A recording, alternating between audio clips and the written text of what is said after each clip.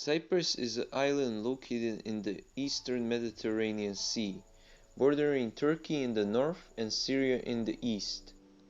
But look at Cyprus on a political map, and you will see a different story. You will see that the island is separated into three main constituencies. To the west of the island is the Republic of Cyprus, recognized by most of the UN. In the north, there is the independent Turkish Republic of Northern Cyprus, that is only recognized by Turkey. And there are a bunch of spots on the island that are controlled still to this day by the British. So the question you might be asking yourself now is, but why such a small island in the Mediterranean is so divided?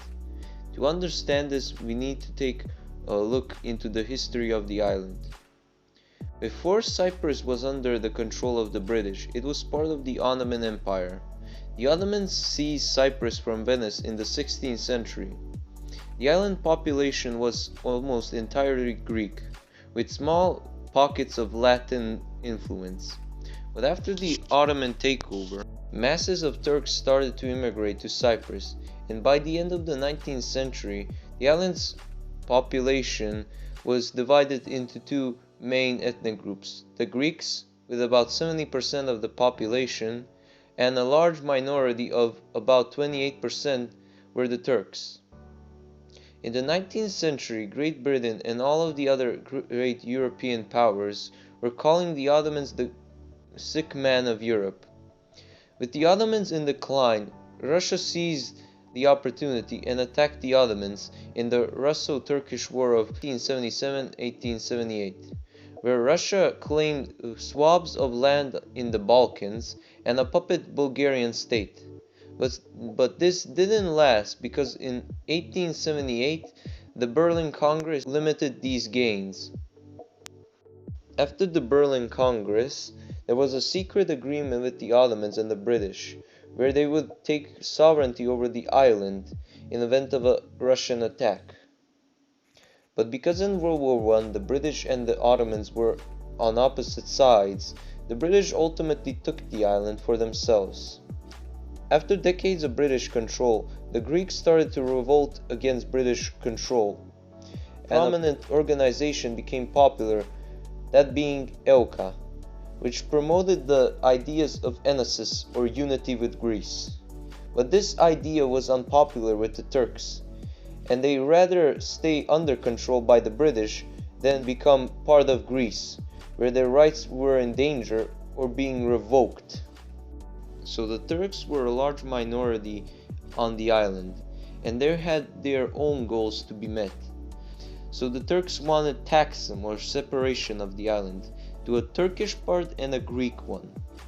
So it came as no surprise that when Cyprus got its independence, the Greek population and the Turks were unhappy and wanted one of their goals to be met.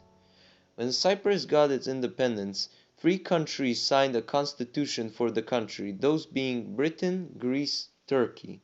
The constitution's main objective was the stabilization and making Cyprus a part of the Western Bloc of countries.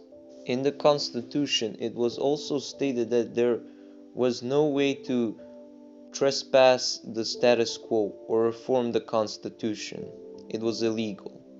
The three powers were then obliged, if this were to happen, to have a justification to invade the island. After independence, the new president, Makarios, wanted to propose lots of reforms to the constitution to limit the Turks' rights. After the reforms, there were riots broke out, and the UN peacekeeping army was set in to stabilize the country. So after these riots, a far-right junta took over Greece. So Makarios, which was a staunch supporter of enosis, started to question if he wanted to unify with the far-right junta that took over Greece at the time, with the EUCA organization trying to assassinate him for not pursuing enosis anymore.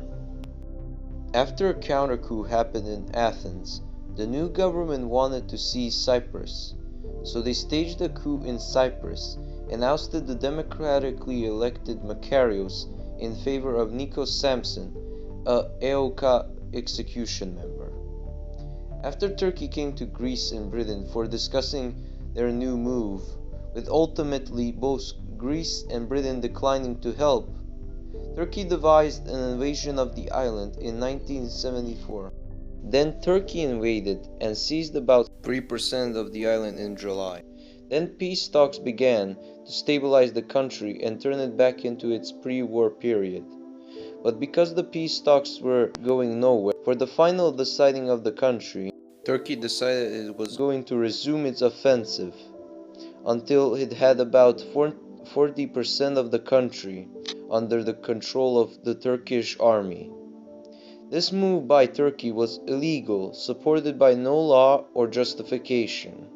After the Turks established the independent Turkish Republic of Northern Cyprus, the island fell into chaos, in which peace talks began on establishing a unified realm under both the Greeks and the Turks.